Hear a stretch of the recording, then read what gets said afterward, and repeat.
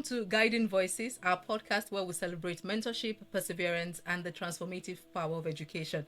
Today, we have one of our mentors, Dr. Taiwo Oseni, who is a senior lecturer in enterprise systems at the Federation University in Australia.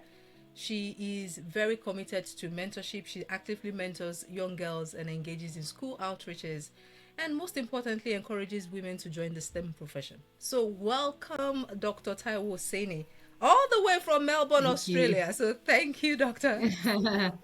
Yeah. Yeah, thank you so much for having me. I'm actually from a small town in Australia called Ballarat. It's about an hour 20 from Melbourne. It's a regional city, and that's where Federation University's main campus is located. But yeah, very, very happy to be here with you. Thank you for having me. Amazing, amazing. I know Australia it's a bit of a flight, but one day I just really want to go, especially. Absolutely beautiful. I know I heard It's the best place to be. how true is the snakes, or had the snakes. Not true. I've not seen one. I haven't seen one in what 14 years. So It's not it's very not true, real. and I You don't believe, see them always. and I believe you though. I believe you. That snake part, I think that scares me anyways. But anyways, let's dive into the conversation for today. I just wanted to ask you. Okay. I know, obviously, I kind of know, but I kind of not know for this space.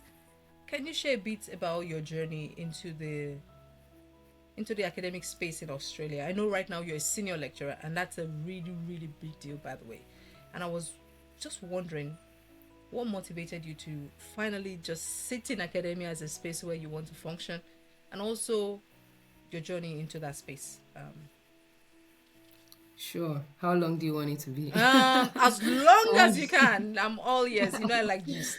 Right. Okay. Yeah, so look, it's always nice when you reflect on, the journey and you see, where you've come from, how far you've come, and just those little steps. I think I always say that, time and chance.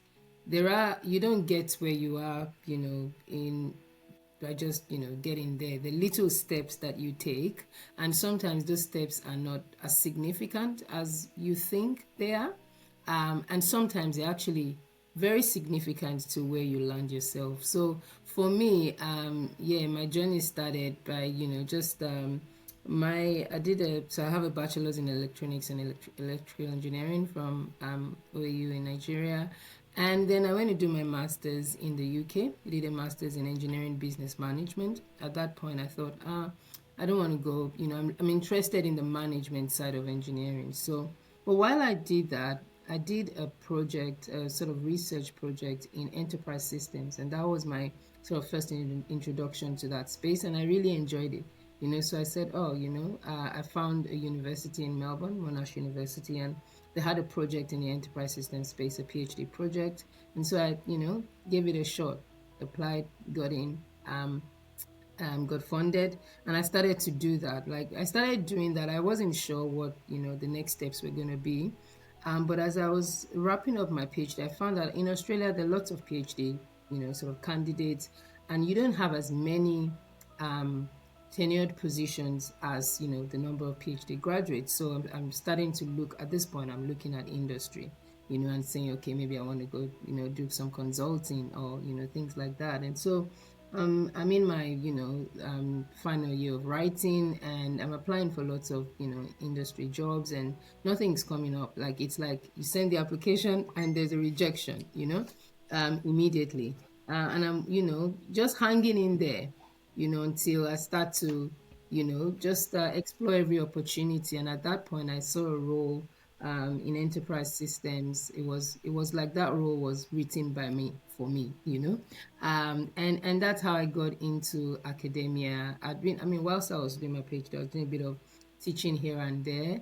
And I enjoyed it. I found that I enjoyed it. I enjoyed the space. I enjoyed, the research. Of course, there are challenges with everything that you do, but it was something that I enjoyed, and so yeah, I just carried on in it, and I've just carried on as well. So doing a bit of research, as well as just teaching, and I have found over the years that yeah, for me teaching is refreshing. It's a lot of giving, but very very fulfilling. and very refreshing as well. Yeah, so that's, yeah, a bit of my journey. And it's just been one, one foot in front of another.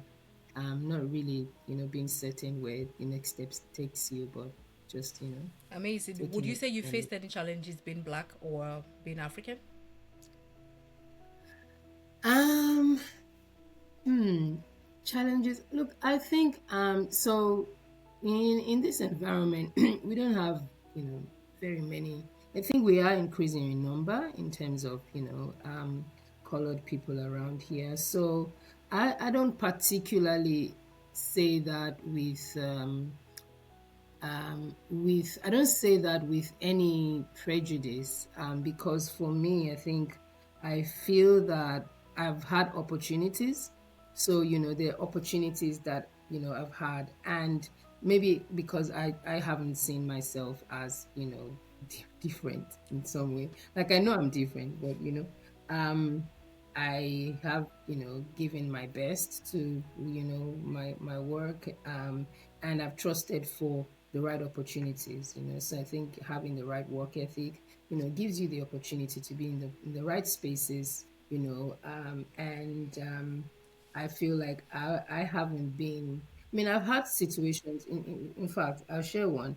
I've had there was there was a time I was involved in a project, and so myself and my colleague, and we're going to represent, our faculty, and so we went for this, presentation, and like I was totally ignored. Like it was like I did not exist. Like I was not in that room, you know. But I didn't take it too personally. I have what I have.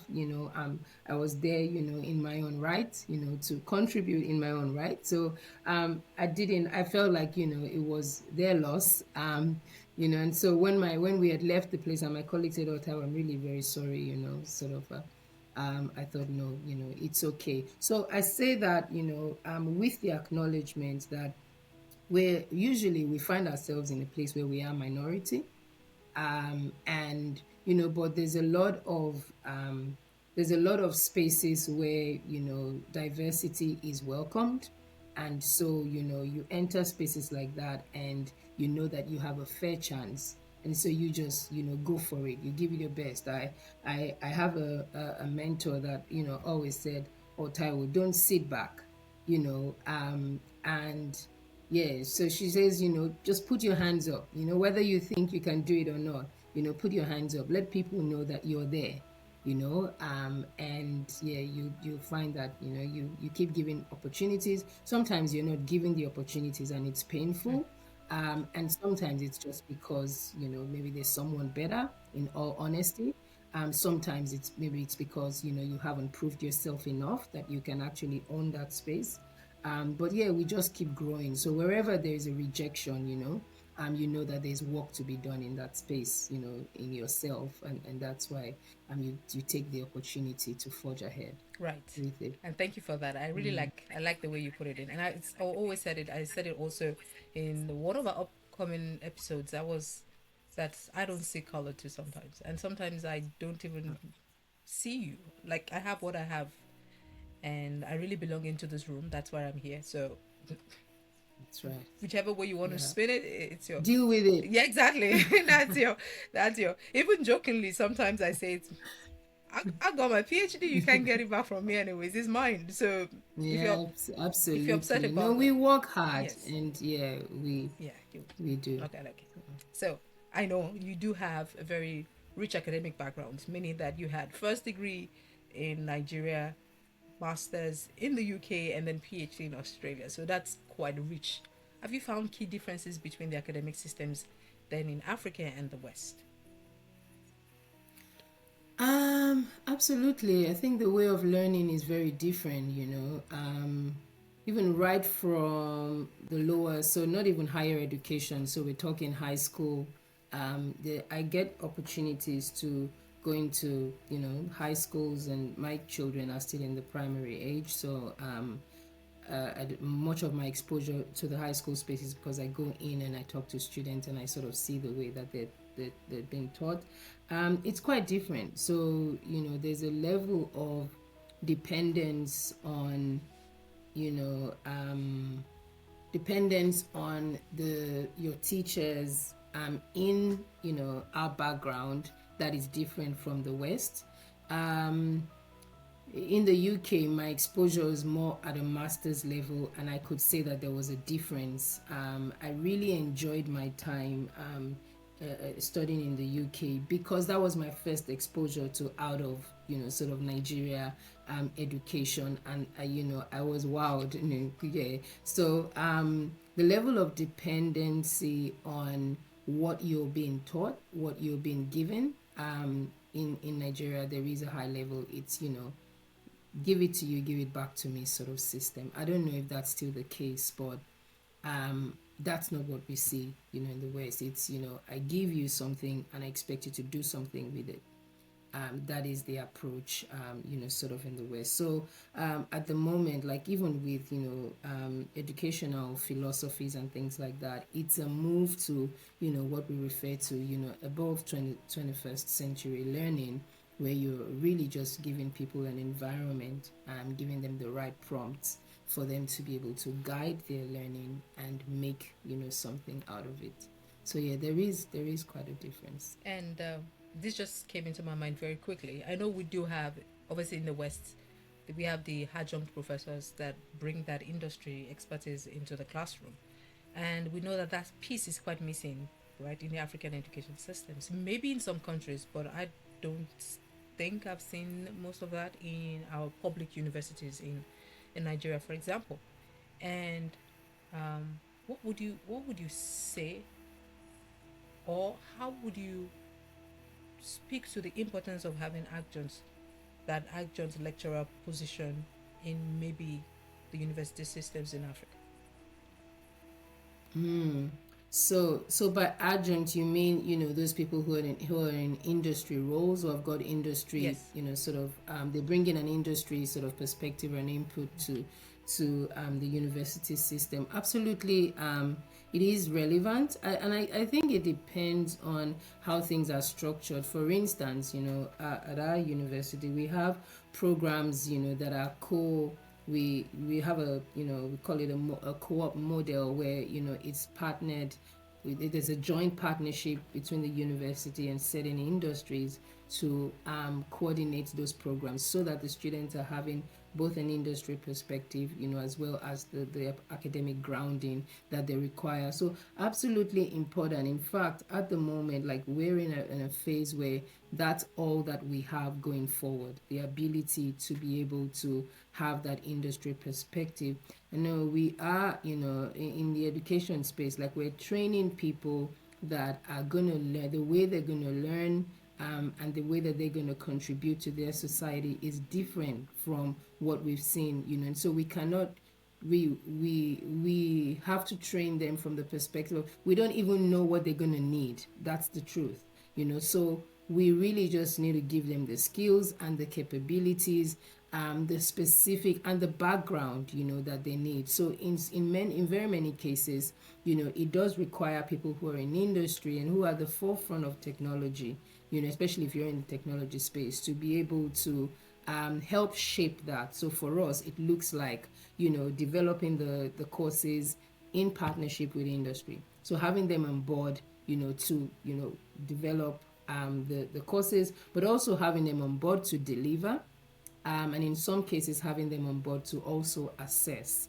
So there's sort of a continuity in their contribution, not just one piece. In the past it's been, maybe they come in at a specific point, but we see the importance of them being there for the entire journey. So from the very start, with preparing things, and to up to the point of the delivery and implementing. So it's something that's important in some areas more than others.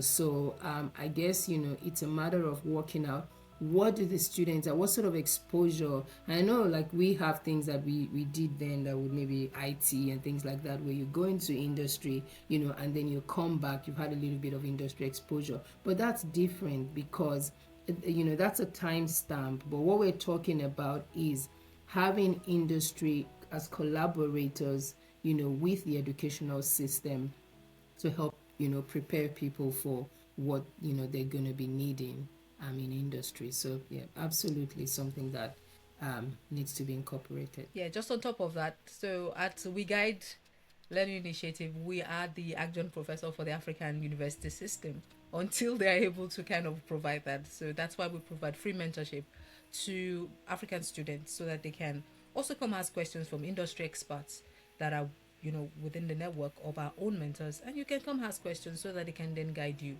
on your career journey. So let's talk about family. How have you been able to balance being in academia Ooh. and also being raising a family, a young family? And you're a senior lecturer now, so I kind of know what the pressure will be like right now. So how have you been able to do that? Yeah, look, I don't know how I do the things that I do, honestly. But I know, there've been points, where um I've actually thought, can I do this? Can I put all of this together? Am I just gonna settle for where I am because it's too hard? But like I said, I guess it's continuing to, put your hands up and be involved. There are times when, maybe you need to take a step back because, you've got little ones that you're looking after. Um, but also, I think just not settling, I think is the thing, because it's very easy for us to say, look, and in the West, in the Western environment, it's actually different, right? In the sense that, there's a lot of, how do I put this? There's a lot of, there are choices, right? People are, um, people are equipped and they're able to make choices. So, for instance, one of the choices, that a woman can make is, okay, I'm raising my family, and at this point, I'm going to take a step back on my career, and then I'm going to jump back into my career later on. Those sort of choices that people make. Um, but also, it depends on just that individual drive and individual, desire. And so for me, I'll say, I'm in a space where I enjoy what I do and I have a desire, to keep growing in it. And with that comes, a lot of there's the challenges. So, for instance, you can get into a space of comparison. I think that is one, sort of area that I tend to caution myself a lot on. So not, comparing myself to others, but doing my best in the space and the time that I have. So there are, I would say, raising a family, and there are times when the best of you is probably just that you go all out to teach, and I don't have enough time or resources to actually focus on my research. But for me to grow in my role, I have to continue to further that. So being a bit innovative in the way that you work is important. And yeah, just I think also understanding that there are seasons. So there are times when you actually have the opportunity to take a lot of giant strides, and there are times when you're a bit slow paced, and that's okay. I think for me, yeah, understanding that is good. Knowing that my investment in my family is very much very important, that I cannot neglect that, for my career. But my career is also important because I will lead the way for my children, to see as well. So yeah, balancing that is a continuous juggle. But yeah, so just re, re reassessing always what's important at that particular point in time, I think is a way that I've managed to cope, I if I think, could use that word. yeah, I think there's also a word that sometimes, I find very funny. I don't know, it's supposed not to be funny, but maybe sometimes it's funny for women, especially in academia. And you made a statement. Sometimes even in academia, you really do not have that option to want to step away and come back. Sometimes when you step away, you're gone. Absolutely. Timing. Timing. Like it's time and chance. Like I say that a lot because you're right. You the things that, present themselves at particular times, right? And so you have to be there ready, to be able to take that chance. Yeah, so it's yeah, there are people that decide to take an out and come back, but the opportunities are not always there, and so hanging there is Yes. usually the best that people can do. But I've also seen people give up, which means that you're in the system but you're not giving your best. It's probably, sometimes it's because maybe you've given your best in the past and you feel like your best has not been rewarded. And so you're like, yeah, I'm just going to step back and just do the minimum that I can. Um, yeah, so sometimes people are in the system, but they've sort of taken that sort of backbench, sort of approach. And for me, I think just motivating, and it's very easy to do that, by the way. But I guess just continuing to put yourself out there, which can be, yeah, quite difficult sometimes because you face rejections, but also you get that satisfaction when something is recognized, or when you make a way forward, and I think just also celebrating the little steps as well is important. Yes, celebrating every win. And that statement that I said, I find a little before this, the statement of work-life balance. I'm not sure there can be a balance. I don't know what it is. I don't know, Sincerely, I like, don't think people that should talk, I exist. mean, Maybe in the man's world, but maybe not in a woman's world. what's work, what's life, I'm telling you. and what do you mean by That's what balance? I'm saying. Like I find the statement, the combination very, very funny. But again, it's been accepted by the general populace. So who are we to say that it doesn't make any sense? Anyways, moving on. Moving on. Um, what are strategies that have helped you maintain, your mental and emotional well-being while juggling career and family? Yeah, mental and emotional well-being. Um, let's see. Look, I think that and not considering, I think, and I think this is a point where you're assessing what's important to you, right?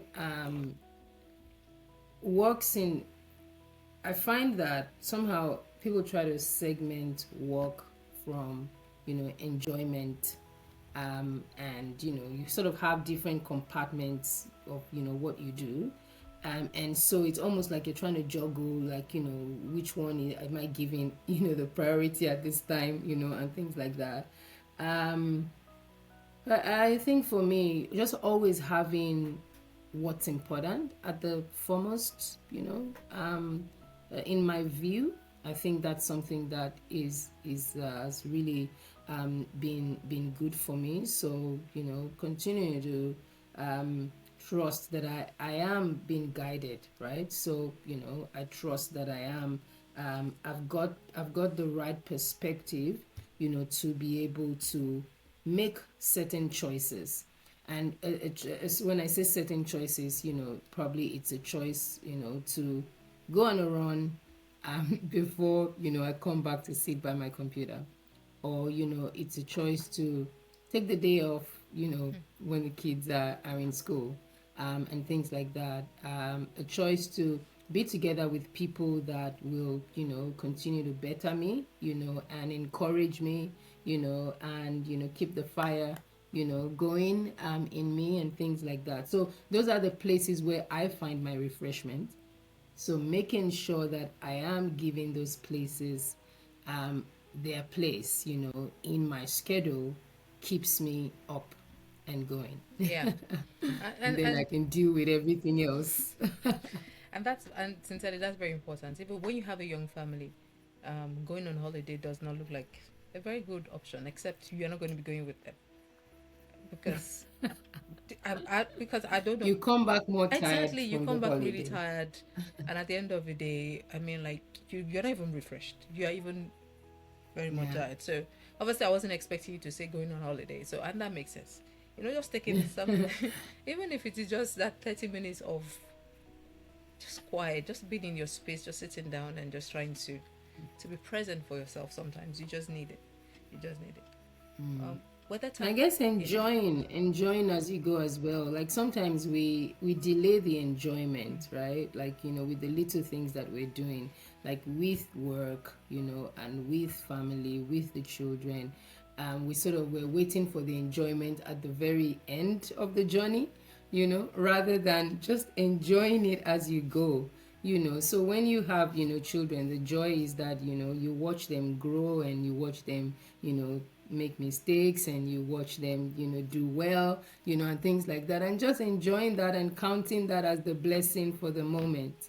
I think, yeah, it's a great sort of way that you can approach yeah, how you are, yeah, yeah. being able to manage yourself and all the responsibility, the many responsibilities that we have to manage.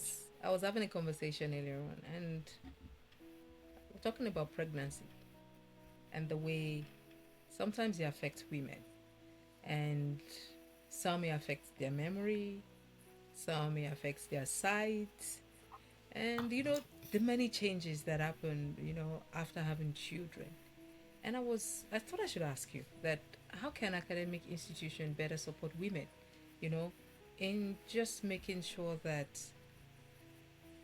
you know balancing work and family responsibilities, or even their own responsibilities. Like, for example, I have a friend. You have to tell her things like 3 times. She's very smart, by the way. But you have to try to tell her things a few times before she's going to remember it. And it started after having babies. She started having, she doesn't remember things very quickly. And you can imagine that for somebody that it's in the academia space. You do research, you teach you teach students. Sometimes you're trying to put so many things in your head, and yet you're having this kind of problem. How can academic institutions better support women? It's a good question. The academic institutions have evolved over the years. I don't know, what it is like in your environment, but in this Oh, environment, maybe I the should say in institutions Africa. are Maybe I should say in Africa more. in Africa. In Africa, okay.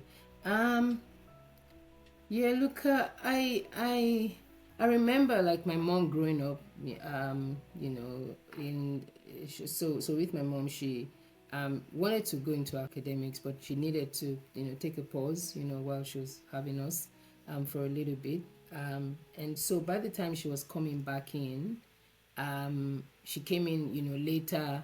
She came in not as fresh, and things like that.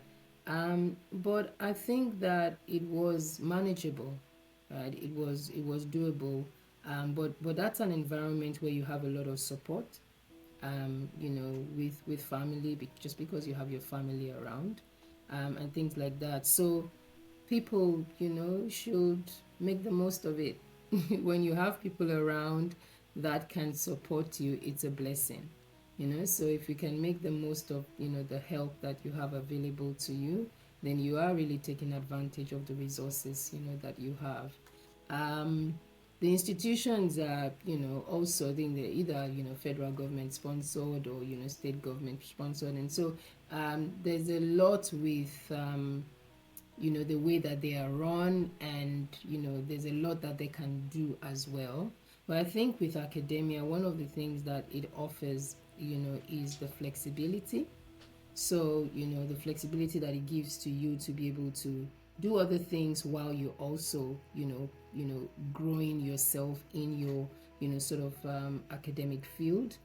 um, I can't really say that I know what exactly the solution is and how they can support, women better, because I don't know exactly what the setup is like. So in places, like the West, you've got, good leave arrangements that women can have.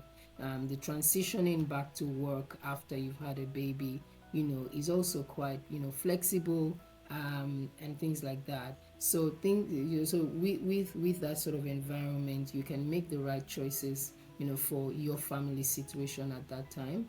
Um, I'm not sure what, the setup is like over there, such that, they can, be a bit maybe more accommodating, to the woman, in terms of return to work arrangements, especially where, and I think also, you sort of gauge, what sort of support people need.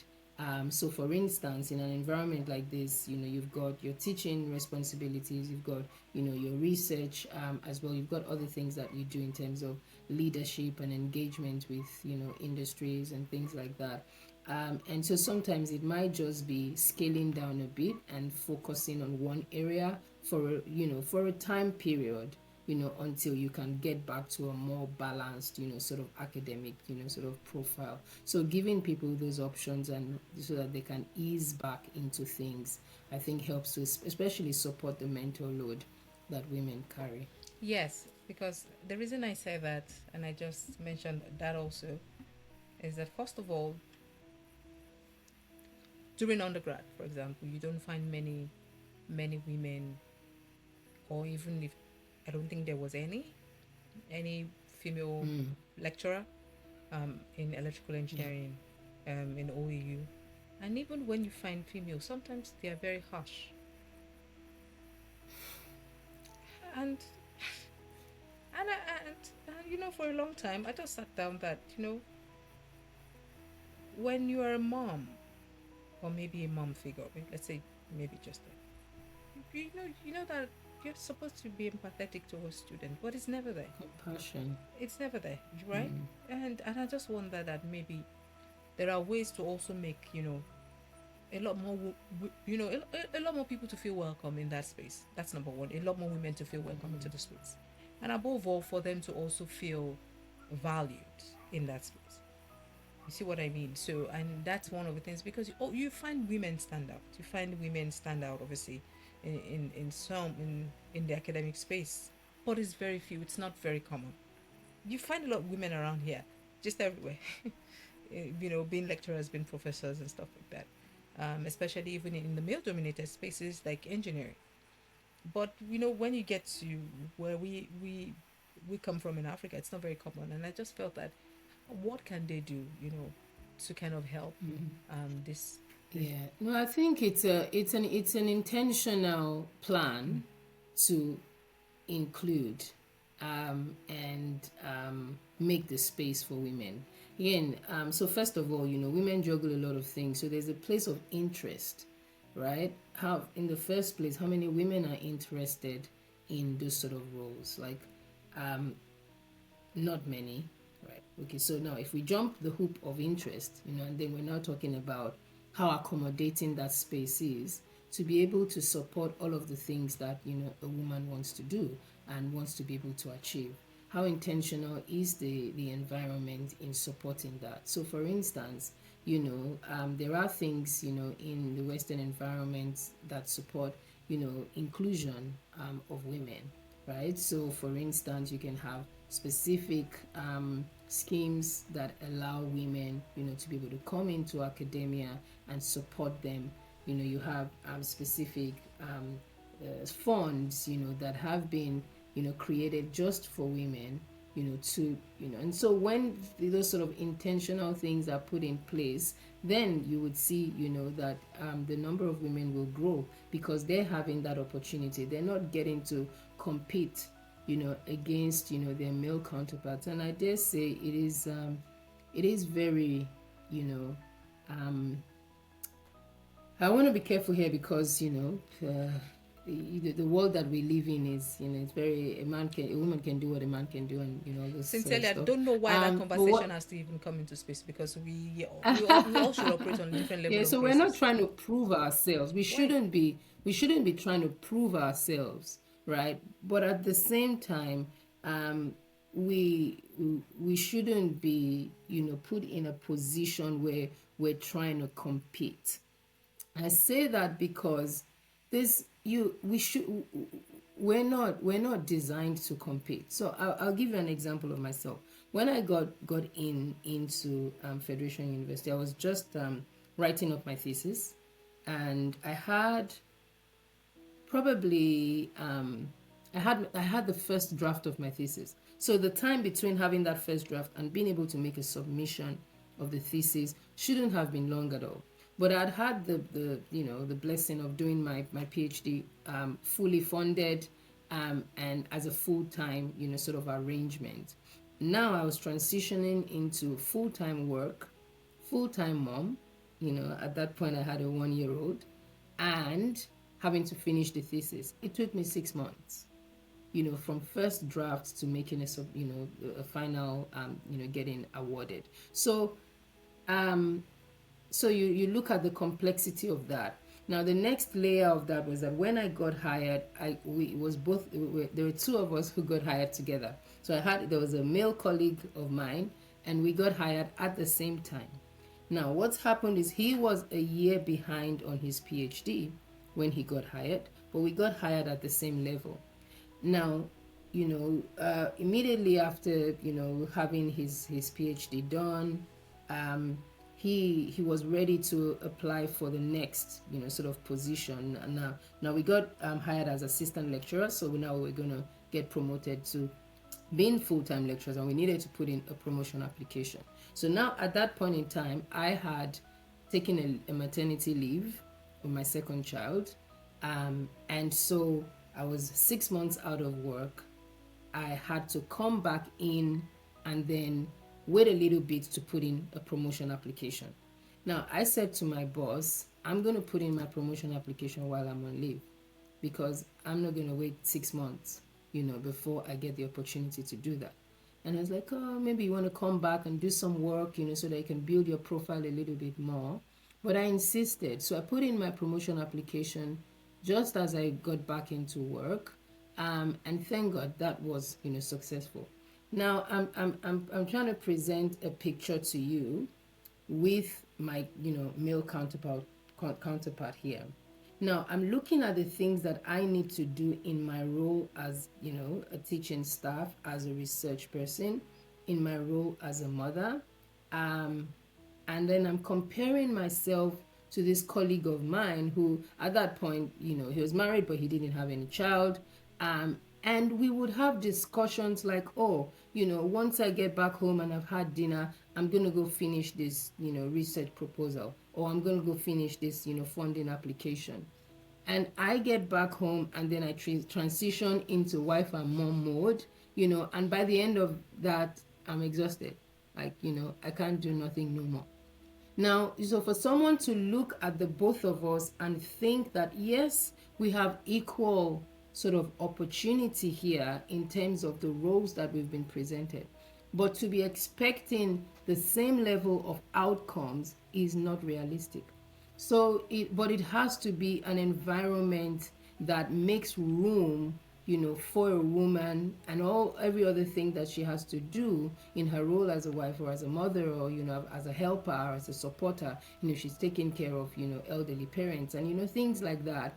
That then allows you. And so, for instance, in this environment, the way that things like that are supported is by having specific roles, advertised for women, specific funding arrangements for women, but also that, in your articulation of your profile, you have a place to be able to justify the things that you have achieved relative to the opportunity that you've been given. And that takes into consideration the other things that you are responsible for outside of work. The environment has to be able to recognize the differences, and the opportunities that are being presented. That really, yes, you have roles, you're giving to a man and to a woman, but really, are they, are they equal opportunities, or is one, able to achieve more because of, the limitations of that the other person faces? Right. Thank you, and thank you for actually shedding more light into that. Some, truthfully, I do not like sometimes the fact that people see you in a space and believe that you got it because you were a woman, not because you got it because you qualify for it. And that's my problem about such positions, right? I do not want to be offered a position because, oh, she's a woman. But am I Yeah, good enough for that position?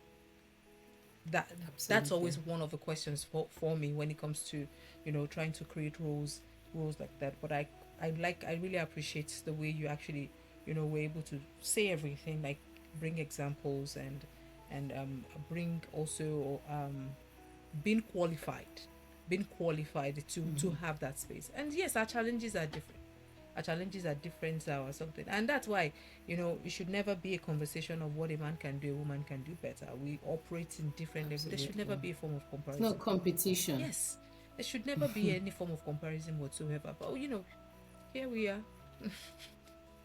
It's always been said. Absolutely. So, I just want us to close up that. Has there been any experiences that has been very rewarding for you as a lecturer and a mentor? I know you do a lot of mentorship for women in STEM, and you're also a mentor at We Guide. And I just wanted you to share maybe a rewarding experience as a lecturer and a mentor. Oh no, well, as a teacher, the rewarding experience is, when you see, your students, going places and doing great things. There's the occasional, moments where you actually get appreciated. It's not all the time. In fact, you get reprimanded a lot, because depending on your environment, the student's voice is, you know, Louder. taken very seriously. So in many cases, you've given your best, and there are people who haven't liked, one or two things about you, and so you get, feedback coming, and sometimes it's not great. So there are those moments, but I think you just take joy in knowing that you do represent a light to some extent, for people. And there are people who will get where they get to because they've come in contact with you, because they've had an opportunity to spend some time with you. And so, always seeing that as it's a it's a benefit, it's a blessing, that you can cross paths with people and for some, a lot of people, the study period can be a period of stress, but that you can be there and you can reassure, you can help, you can facilitate, and things like that. That's the reward. So I have, little, flowers here and there, in my house, where students would say, oh, we just want to appreciate you. I'm like, oh, you don't need to do that. It's my job. And they said, oh, no, it was really a stressful time, and the way that, you helped us, was, we really appreciate that. And we want to thank you. So you see those, moments here and there. But just the occasional drop into LinkedIn and you see a note from a student that says, "Oh, hi, I'm just, saying hello. I'm doing this here and there." You know, is yeah, it's that's the reward really. Yeah, it's rewarding. That one you talk about reprimanded. Have you ever opened student assessment at the end of the term, and you thought you've put everything Oh, down, like you've laid everything, you've given your all, like you're yeah. so sure Tell that you me. actually gave your best in that class, and then the review comes in, and then someone just opens his or her mouth and just says this very bad word towards you, and for Mm-hmm. for a moment you just begin to think that, sincerely, am I supposed to be here? But anyways, so Yeah, no, yeah, it can be challenging. Sometimes I delay my feedback. It doesn't. I don't get to it because usually for us, our feedback will come in at a time where we are wrapping up the semester. It's usually a stressful time, so I don't check my feedback at that point. I make sure I'm well rested. I'm like, okay, now let's do this. Let's have a look. Whatever is here, we can deal with it. It's not always bad, but sometimes there's that one no, person who yeah, doesn't necessarily it's like, just one an person. There's approach. always just that one person Yeah, that's and just so, just very hurt. yeah. Anyways, so finally, But oh, you were gonna say something. I'm sorry about that. no, no, no, I was going to say, but the system is sensible enough to know that one unhappy student in a cohort of 50 Yes. students, it's okay. We're going to face Yeah. that. Yeah, it's Yeah, so it's okay. it's okay. I know, and it also sometimes it depends on the courses you're teaching. Sometimes even the faculty or the department knows that there is every chance that the review is not going to be nice when you teach some extremely boring courses that, or very abstract courses that they know that it takes a lot of courage and bravery to be able to appear in class to be able to explain such concepts to students. So, anyways, here we are. We're still here, and we're going to be here for a bit. Anyways, if you're going to say something to your younger self, a piece of advice, what would it be? I mean, looking back now, I'm sure that maybe you were not thinking that, oh, senior lecturer in Australia. Be the best version of yourself. You know, invest in yourself, prepare yourself, develop yourself, you know, put into you those things. You never know when you're going to need things. I always say, you know, wherever you get to is a step, you know, in front of another. And a door that's been previously opened helps to open the door for another. A door that's been shut redirects you. And then, you know, there's an open door in front of you. Yeah, so just, you know, just do the best. If you have an opportunity to take a course, take a course. Like, you might think that you don't need it, you know, but then, you know, in 5 years, you find an opportunity where that course is what's opened the door. You might feel like you've never needed it, you know. An example for me would be when I was doing my master's, I had an opportunity to take an SAP course, and I took it with a, you know, hope that I'm going to get a job with it and all of that. Most of my friends that took it all got jobs with theirs. I did not, you know, and so I suppose I was like, what was this for? All of this work, you know. But then I didn't know that I would end up teaching in that space, you know. I didn't know that I'd end up being hired, you know, many years after because of that qualification that I never used at that time. I didn't know that I would be an authority in that space because of that. So you just never know. So just, you know, when you have an opportunity, you know, assess it. You can go for it. Build yourself, you know, put things into you that prepares you for the future. So it's better to have it and not need it than to need it and not have it. Absolutely. It was such an amazing time. I wish we can go on, and I still have lots of questions to ask, but I'll let you be so that next time we can still have more. We can do part 2. Yeah, obviously. You don't have a choice. Yeah. We're going to do part 2. So I want to say a very big thank you. So Dr. Taiwo Oseni is one of our mentors at We Guide Learning Initiative. Like we said, she specializes in enterprise systems, everything information systems and cybersecurity. So for people looking to also maybe just go have a career in that space, look out for a mentoring session for her. She doesn't have that much time, obviously, but if you're able to catch her on one of our spaces on our calendar, she would love to have you. And it's a free mentorship program at We Guide. So again, thank you. Do you have any closing words for our viewers? Thank you for having me. This is a great initiative. There are lots of people who would be guided and directed, you know, because of this initiative. And I always say I think biggest blessing that we could have is to be on the right path, to be guided, to have voices that can guide us, you know, because many times, you know, there are lots of voices and you don't sometimes know where to go. So this, you know, this is a great initiative, and I'm sure that there would be, you know, lots of people who would be thankful for the little thought here and there, you know, the little guidance here and there that you provide. So yeah, I would love to, you know, talk to anyone who is able to catch me. Exactly. For a conversation. Absolutely would be a pleasure. Once again, thank you, Dr. Taiwo, and thank you everyone for tuning in. Until next time, we'll see you again on Guiding Voices. Bye for now.